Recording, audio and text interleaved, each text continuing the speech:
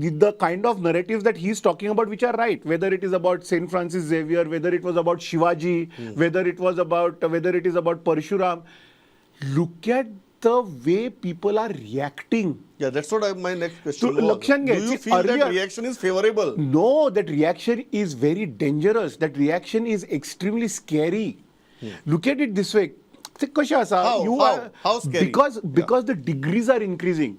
Degree of what? Degree of reaction. So now the reaction is vocal, but it is very passionate. There will come a point in time when that passion will turn into aggression, and that aggression will turn into violence. But those degrees have to be chopped off in the middle.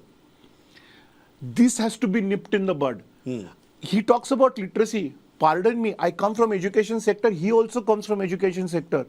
Higher the level of education, unfortunately, higher polarization is happening. Whether we like it or we don't like it, this is a given data today.